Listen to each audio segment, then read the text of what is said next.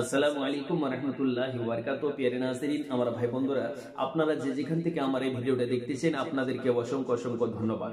আপনাদের কাছে সূরা ফাতিহা নিয়ে এসেছি এবং সূরা ফাতিহার পরে আপনাদের কাছে একটি চিরুনি নিয়ে এসেছি। এই চিরুনি এবং সূরা ফাতিহা যদি আপনি ব্যবহার করতে পারেন, আশা করি সেই চিরুনিটার এত শক্তি হয়ে যাবে আপনি নিজেই কল্পনা করতে পারবেন না।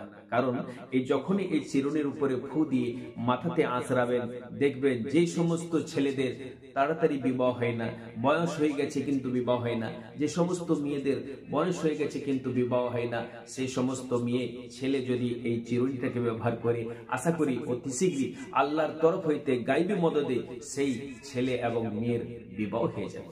অনেক ছেলেদের দেখবেন যে মাথা কাজ করে না, একটা জিনিস রাখলো, টাকা পয়সা রেখে দিল, আবার রেখে দেওয়ার পরে ভুলে পড়লো, কোথায় রাখলাম খুঁজতে আরম্ভ করেছে। যদি এই সমস্ত অসুখ থাকে এই মাথায়, যদি আপনি চিরুনিটা করেন, আশা করি আপনার সেই ভোলানো অসুখটা আপনার দূরে চলে যাবে। হ্যাঁ, অনেকেই ছেলে এবং মেয়েদের মাথায় দেখবেন উকুন, সেই উকুন যখন থেকে যায় এই চিরুনিটাকে ব্যবহার করবেন, সেই উকুন আপনা থেকে ভেঙে যাবে। তাই বন্ধুগণী, আমার বাবারা ভাইরা, এই আমলটা কখন করবেন? যখন আসরের নামাজ পড়ে নেবেন। আসরের নামাজ করার পরে আপনি একটা খালি ঘরে চলে যাবেন, যে ঘরে কেউ আপনাকে ডিস্টার্ব করবে না, যে ঘরে আপনার ছেলে আপনাকে ডিস্টার্ব করবে না, যে ঘরে আপনার মেয়ে আপনাকে ডিস্টার্ব করবে না, যে ঘরে আপনার স্ত্রী আপনাকে ডিস্টার্ব করবে না, ওই ঘরে চলে গেলেন। ঘরে যাওয়ার পরে পশ্চিম দিকে মুখ করে আপনি বসে পড়লেন। আর বসে পড়ার পর আপনি 3 বার দরুদ শরীফ পড়বেন সাল্লাল্লাহু আলাইহি ওয়াসাল্লাম। 3 বার দরুদ শরীফ পড়ার পরে বিসমিল্লাহির রহমানির রহিম পড়ে সূরা ফাতিহা পড়বেন 114 বার। 114 বার পড়ার পরে আবার 3 বার দরুদ শরীফ পড়ে আপনি সেই চিরুনির উপরে ফু মেরে দিলেন। মেরে দেওয়ার পর একদিনই করতে হবে, বেশি দিন করতে হবে না বাবা। একদিন করে নিলেন, করে নেওয়ার পর সেই চিরুনিটা নিজের কাছে রাখলেন, মাথা আঁচড়ালেন। দেখবেন প্র্যাকটিক্যাল আল্লাহ পাক রব্বুল আলামিন এই সূরা ফাতিহাতে এত শক্তি দিয়েছেন যে আপনি নিজেই ধারণা করতে পারবেন না বাবা। তাই বলি, আপনি অবশ্যই এই আমলটা করবেন। আল্লাহ যেন আপনাকে বা আমাকে এই আমল করার তৌফিক দান করেন। কারণ এই সূরা ফাতিহাকে আল্লাহ পাক রব্বুল আলামিন উম্মুল কোরআন বলা হয়।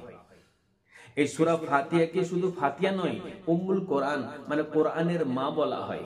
এই সূরা ফাতিহাকে আপনার সূরা শিফা বলা হয়।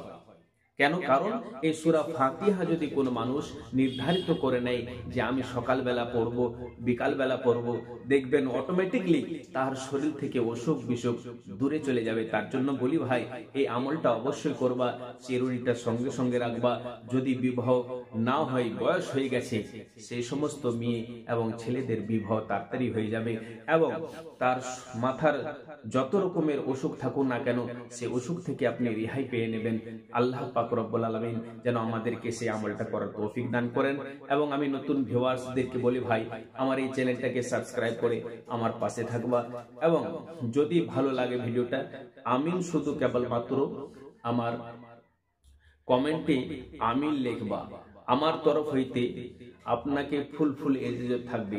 যে সমস্ত আমার ভাইয়েরা আমার চ্যানেলটাকে সাবস্ক্রাইব করে আছেন, ইনশাআল্লাহ আমার তরফ থেকে একদম খোলা পারমিশন এজাজত থাকলো। ইনশাআল্লাহুল আজিজ আপনি আল্লাহ এবং রাসূলকে স্মরণ করে কাজ করেন, ইনশাআল্লাহ কাজ করবে। ফি আমানিল্লাহ, খোদা হাফেজ। আসসালামু আলাইকুম ওয়া রাহমাতুল্লাহি ওয়া বারাকাতুহু।